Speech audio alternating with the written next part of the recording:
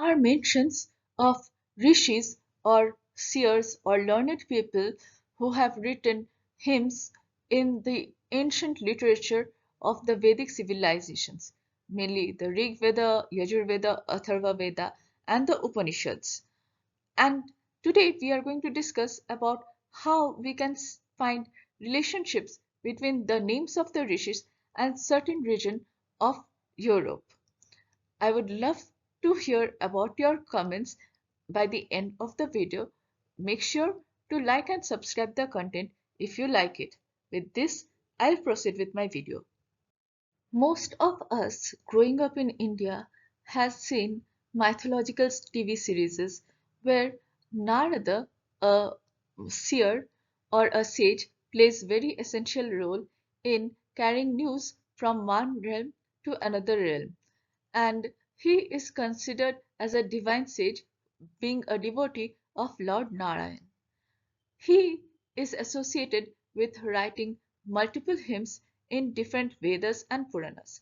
His first hymn that is mentioned is in Rig Veda, where he writes about the Indra Devata. Here his name is mentioned as Narada Kanva. Now, Rishi Narad also has his major mention in the hymns in Atharva Veda, where he describes about cows in Atharva Veda. That is the first time presence of Narada in the Vedic literature. The name Narad can be found in Atlas in a place called Slovakia, in the country Slovakia. Now, the thing is, in their language, there is no meaning for the word Narad. However, in the Vedic Sanskrit language, the meaning of Narad means river water giver or river giver, and he is a devotee of Narayan. So the name Narad could be possibly obtained from the Vedic literatures. We never know how this region of Slovakia came to be known as Narad. Could it be that Narad Muni had his ashram in Slovakia? Let me know in your comments below what you think about it. Near to Narada in Slovakia, there is another place called Trnava. And Trnava, if you search it in the Indian language, in the Sanskrit language, is actually an alternative name for Lord Vishnu. Narada is a devotee of Lord Vishnu. So here we can see a relationship between God and devotee in the same region in Slovakia.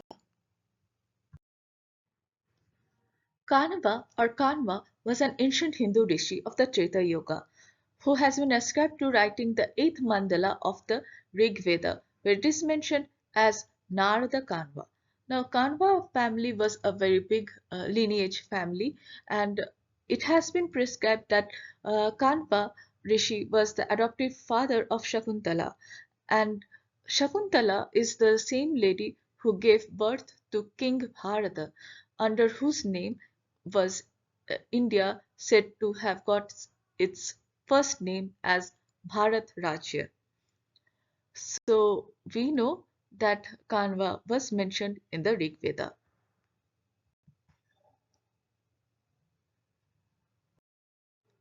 There is a place in Slovakia called Kanava, which has the same pronunciation as the Rishi Kanava.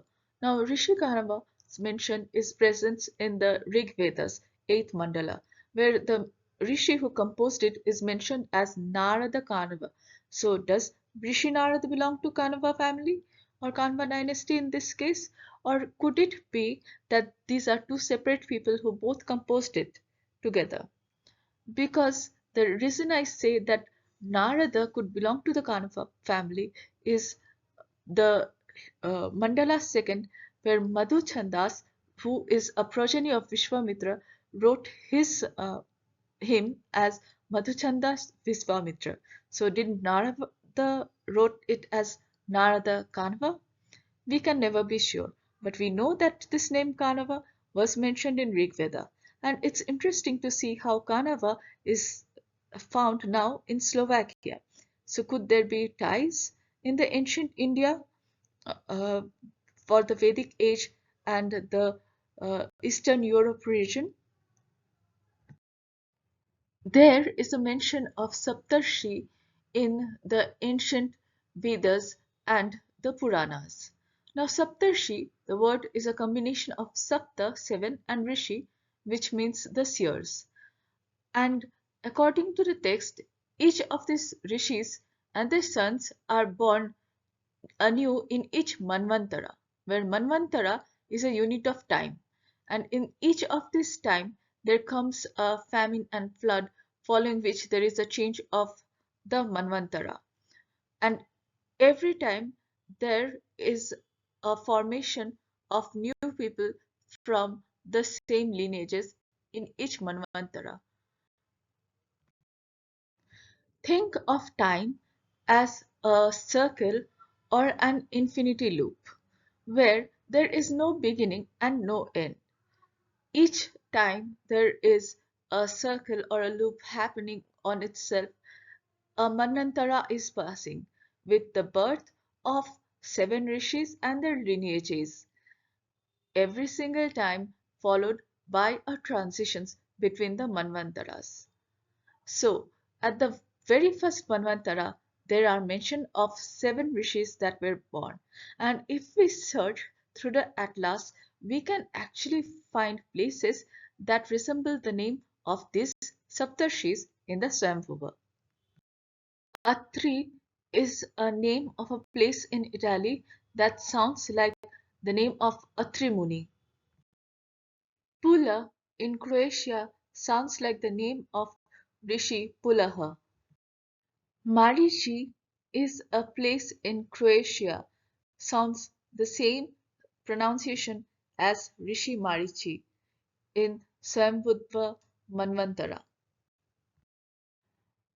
Angera, a place in Italy, sounds very close to the name Angiras Rishi. Crete in Greece sounds familiar to that of Kratu. Excepting Pulastya and Vashishta, I could find the names of the Saptarshi of Swayamvara Manvantara in this part of Europe uh, with similar naming places. So I find this very interesting. Do you find the same? And could you be interested in trying to find out which places would sound similar to Pulastya and Vashishta of the Swayamvara period? People may argue that how could the names of the Vedic saints go towards the European region because it is so far in our current atlas. And how could it be that it was traveling there and their names were mentioned over there, or maybe they were staying over there during the Vedic period? That might be a very good question.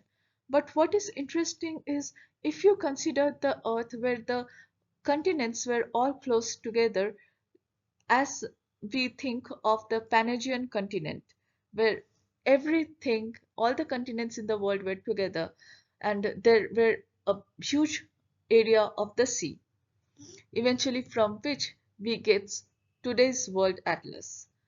If we consider that those places were all close together, I don't find it very difficult to think that through the uh, sea side or through the land side itself, people could have moved from one region to the other and discussed their philosophies or even went and settled to those places.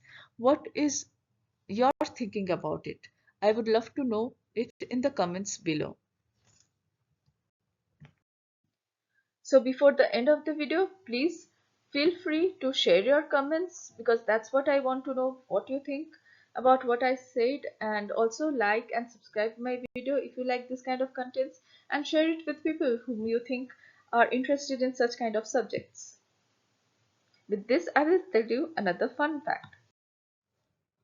Fun fact: during the Pangean formation of landmass in the world, there was the presence of Caspian Bay, and this Caspian Bay, the name Caspian Bay or Caspian Sea comes from the word Kasip.